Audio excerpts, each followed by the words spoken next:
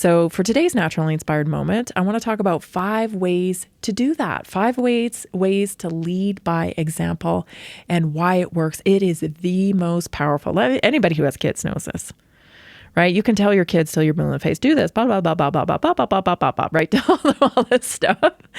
And they're not listening, right? It's like, yeah, okay, yeah, mom, okay, I know. But then if you look back at your own behavior and you have modeled the type of person that you want them to be, you'll see it in your kids out of nowhere. You'll see it. It's like, oh, was it all the talks? Was it all the talks? No, it wasn't.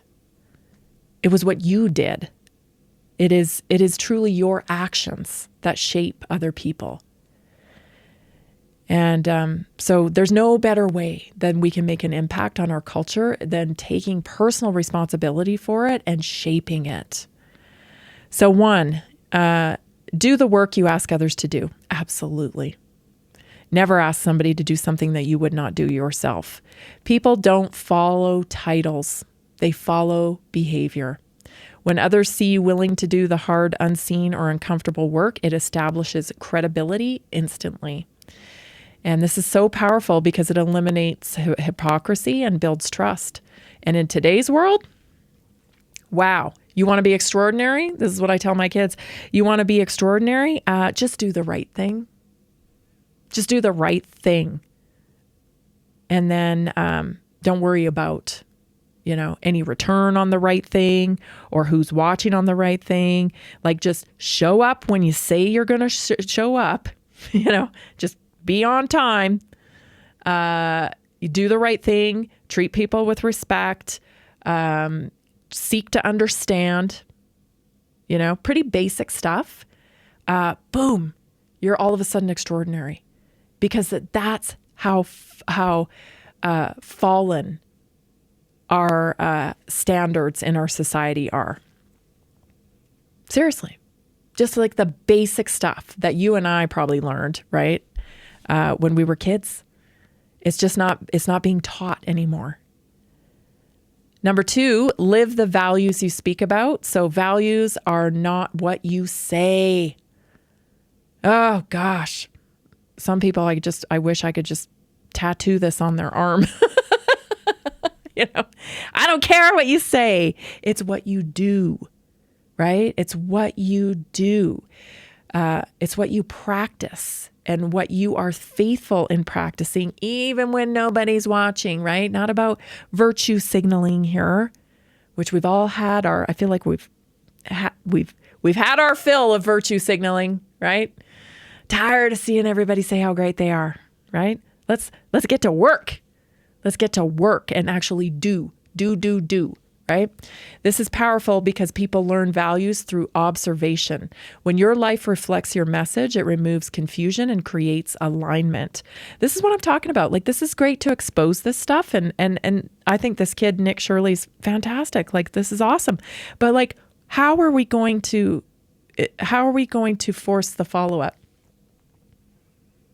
Because I don't know about you, but like, these stories are a dime a dozen. Like, they've been coming out for decades. Like, there's one after the other, and nothing ever happens. Nothing ever happens. It's so curious, right? I mean, everybody seems to have an NGO attached to their corporation, right? And that's perfectly fine. And, nobody ever seems to inquire where the money goes. And then every once in a while, somebody will inquire, and it turns out, oh, one penny goes towards, where's all the money?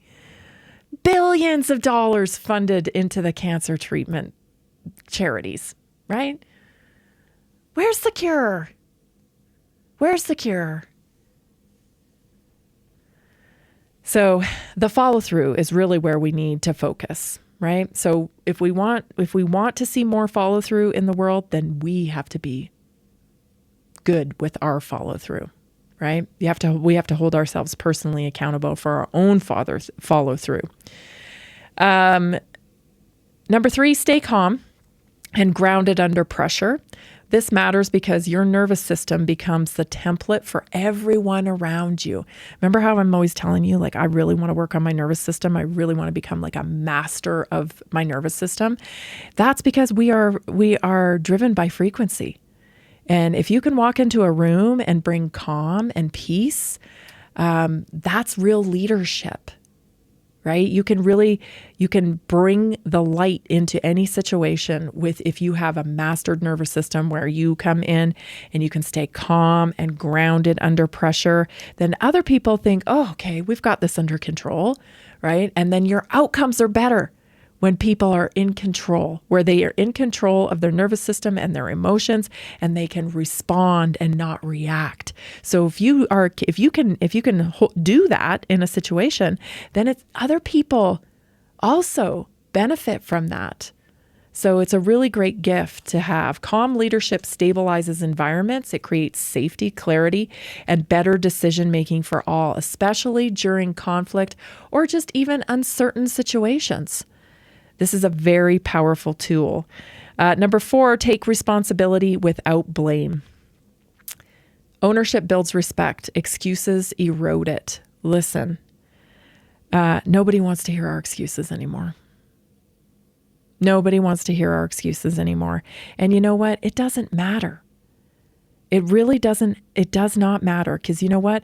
Blaming someone else may feel good, but it does not empower you.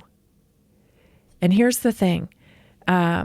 Somebody most definitely, I guarantee, has done you wrong, and they are in the wrong. And they, did something bad to you. 100%. Absolutely. Yes. But we have to take personal responsibility for the circumstances that we have, or else we can't change them. It doesn't release others of blame when we accept personal responsibility for our circumstances. When we take ownership, it only means that we are empowered. Yes, this terrible thing happened to me, but this is what I'm doing now. Yes, this terrible thing happened to me, but I'm moving forward now. Because that's all we can do. We don't have any, if we have to wait for our excuses for other people, well, she said this, or he did that, or I would have done that, but I can't. And, but if we're going to wait for permission for other people, ain't nothing going to get done. Nothing. You know why?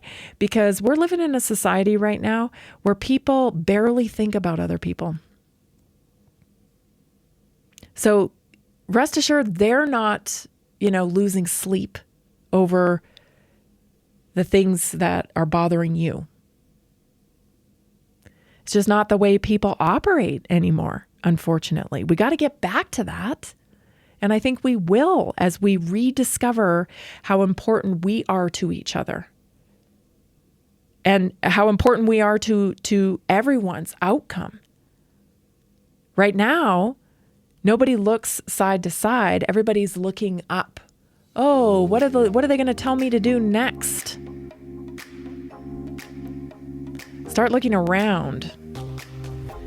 Keep growing publicly. Leadership is not perfection, it's progression. When others see you learning, adjusting, and improving, it gives them permission to grow too.